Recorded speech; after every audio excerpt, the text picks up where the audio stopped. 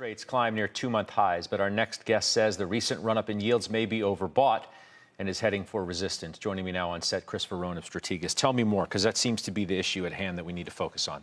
Yeah, I think the question is, what's the dominant trend in yields? And I would say that it's largely still down. I mean, yields peaked a year ago at roughly 5%. We failed at a lower high this January, February. We did it again this spring, this summer. Nothing prevents them from rallying back to 415, 420, but how aggressive do you want to get on the short side of the bond market up there? I think that's where you start looking for some value. And listen, I think in particular, you had a lot of bond proxies very, very overbought into this. You saw the utilities run basically all year. The REITs have run all year.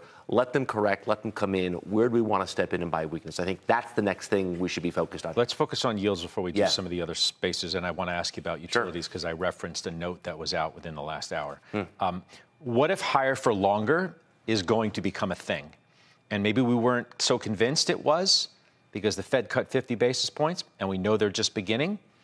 However, what if it's a problem? Higher for longer. So I've watched a couple things in this regard. I'd say number one, if it really is higher for longer, and we're talking about a major new up leg in yields, they got to punch through 425 decisively. What if it's a stay here leg? I mean, this leg I think was unforeseen by many. So let's just assume that yields now, let's say they stay here.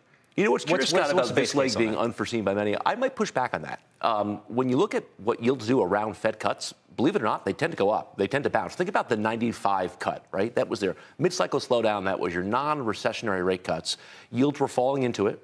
They cut on July 5th of 95. They rallied for 12 weeks and then resumed lower. So we've seen this before, particularly in the kind of soft landing, no recession threshold. So I don't think we should have been as surprised. Okay. 425 is the major kind of downtrend line.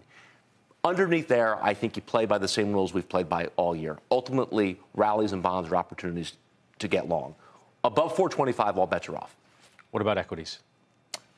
I think the primary trend is up. I think we're consolidating in that uptrend.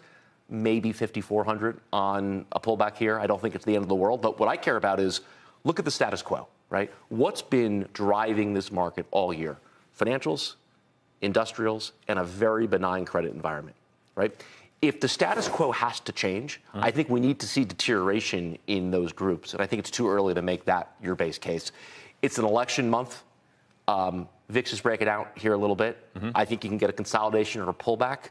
But don't forget the underlying trend. 80% of S&P stocks are above the 200-day average right now. That's a pretty healthy framework under the surface here. Do I need the areas that broadened in Q3 to continue to work if mega cap tech is not going to carry the load? I think mega cap tech is remarkably split, right? When you look at it is Microsoft basically on the lows, Nvidia breaking out.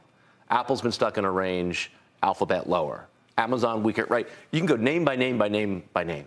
I think what's important is you keep the pro-cyclical, pro-economic groups involved in this market. The industrials have been leadership for all 2 years of this bull market. So if the call is going to change, I think the most reliable leader of that whole 2-year run would have to weaken. We haven't seen it yet. On volatility, I would also note, you get worried about vol when credit conditions also weaken. So we've seen VIX rally here, but we haven't seen underlying credit conditions weaken.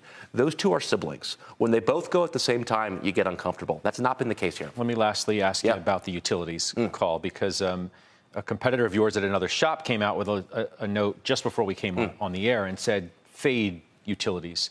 They're historically expensive, historically stretched. There it is. It's Jonathan Krinsky, BTIG. Says you could get a 7 to 10% correction in that group. You look at this the same way? Yeah, I think that's certainly reasonable. And John's a great analyst and a good friend. Let these come in. The longer-term trends in these stocks are still up. Let's not lose sight of that. But they've had an incredible first 9 months of the year. I think especially this time of the calendar, October through December, they don't have good seasonality to begin with.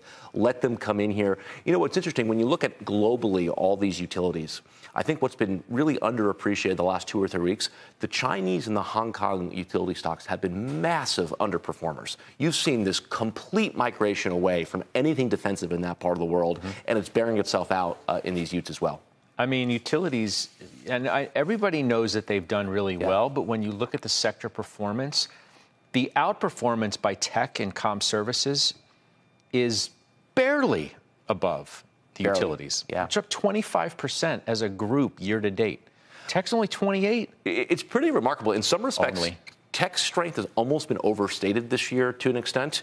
I'm not sure many know the EMQQ, which is the emerging market triple Qs, is actually outperforming the actual triple Qs this year. And you can kind of do this. I mean, gold is up more than the triple Qs this year. So at a minimum, there have been these very concurrent stories running alongside tech that I think deserve equal amount of attention from our part. Chris, we'll see you soon.